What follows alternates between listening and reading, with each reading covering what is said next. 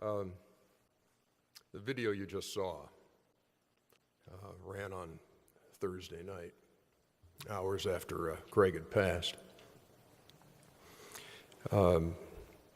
It was written by Drew Watkins, who heads up our creative team. Our creative team knows I can be kind of a pain in the butt when it comes to voicing their features. Because I said, well, does this sound like something I would say? Is this, shouldn't we use this word here? Shouldn't we use this way? And when I saw that script, didn't have to touch it. Because it's absolutely encompassed Craig Sager. I've been sitting here with my wife, Cheryl, and looking at this photo of Craig from the ESPYs. And there's this look of despair and this look of unbridled hope. And that was Segs, who worked that room that night in Los Angeles. And I think of so many people. Here's what Craig has done. He's planted sequoias. Because there will be people who watched this fight who unfortunately 10, 15, 20 years from now will hear a doctor say, yeah, it's cancer. And they're going to say, I remember when I was 15 years old and I watched this guy, Craig Sager, fight this thing. I can too. What we do at Turner Sports from time to time, and this has been going on for 25 years, we'll have a preseason meeting about the NBA or our Major League Baseball coverage, or Lenny Daniels will celebrate a birthday, or we'll be at the Legends Brunch at All-Star Weekend. And I started writing poems to mark the occasion. And a lot of times the people at Turner, and there are so many here today, would say, oh, he's going to read the poem, I hope I'm not in it. Because it's not always the most flattering thing, because you may have thought that you got away with something last NBA season that nobody noticed, but then somebody says, hey, did you hear about that? You might want to put that in the poem. Oh, good, so I'll do that. So I thought it was only fitting for a day like this when we honor Craig and celebrate his life that, this one deserved a poem. So here goes.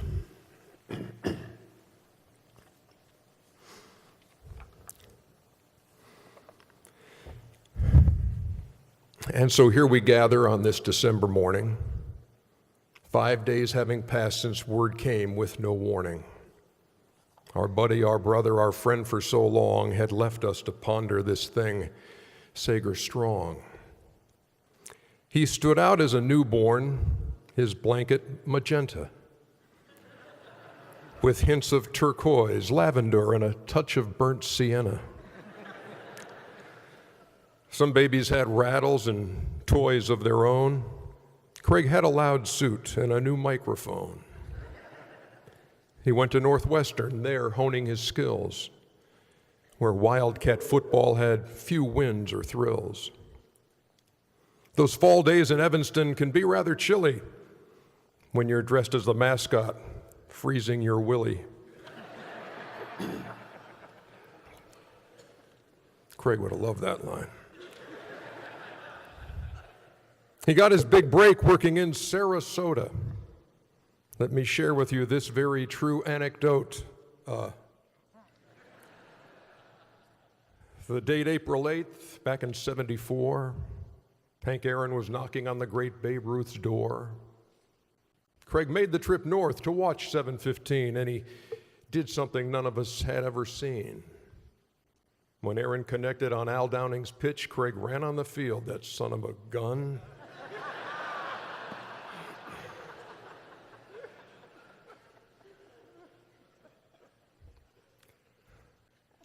The crowd's going nuts as Hank circles the bases, and there at home plate amid all of those faces is a guy in a trench coat that's not made to order.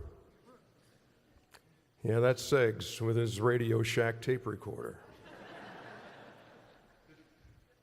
You knew then and there with that move which took guts that great things awaited, no ifs, ands, or buts. He took his talents to KC and then moved again when stardom took hold as he hit CNN.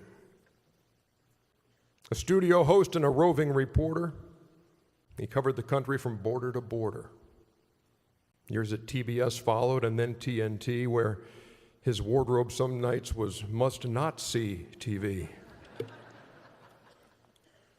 A paisley tie featuring diamonds was keen, a kangaroo blazer that jumped off the screen, a hand-woven belt from the bark of a willow, and shoes fashioned from a deceased armadillo.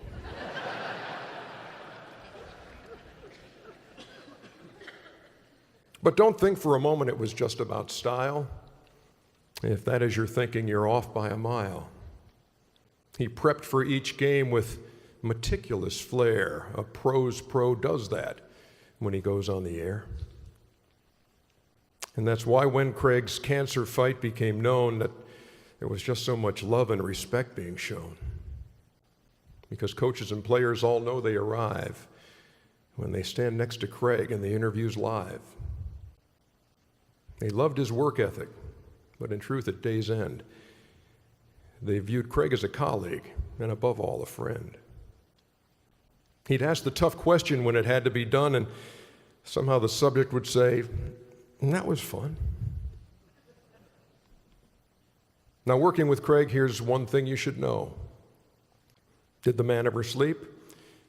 I do not believe so. He'd go running each day and do research at night. I'm told he once went to Hooters and had a Bud Light.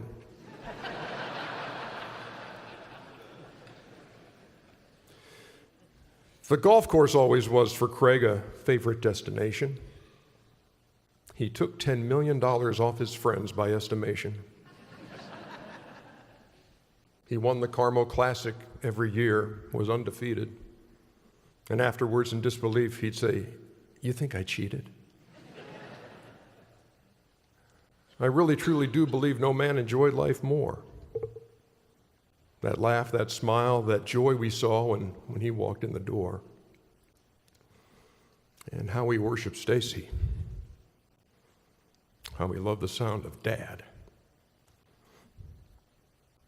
How he knew his job was one that everybody wished they had. That vibrant, thankful part of Craig was never lost or hidden, even when his illness laid him low, and I'm not kidding. You'd visit him and hope to cheer him up or lift his spirit. He'd expressed his hopeful outlook and make you glad that you could hear it. There were countless chemo hours, many a sleepless night, that marked this unrelenting, awe-inspiring cancer fight. And then there was the profound impact that Craig Jr. had. Not once, but twice, this faithful son gave life to his dad.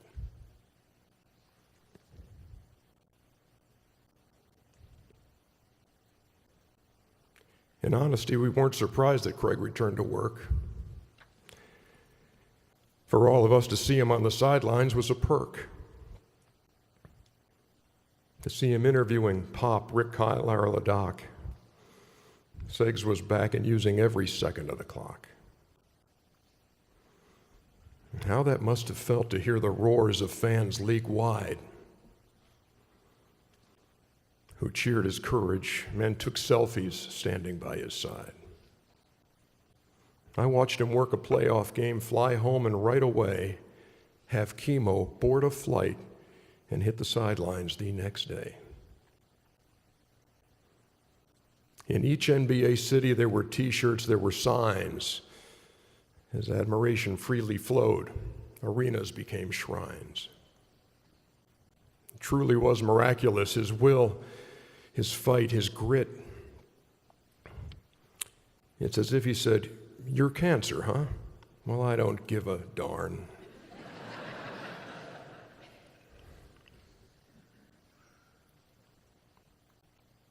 The man that we reflect upon this day was just a treasure. The number of folks who he inspired, there's just no way to measure. At the ESPYs, when they got that honor name for Jimmy V, in a room of marquee players, Craig's the guy they came to see.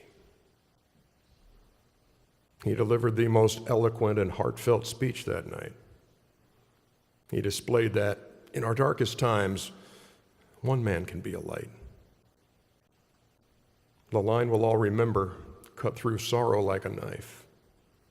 Time, Craig said with passion, is simply how you live your life. And so amid the tears and all the memories we cherish now, we say farewell to our friend Segs and make this humble vow. There's no way to gauge the days we have, no way to know how long. But know this, Craig, will do our best to live 'em Sager strong.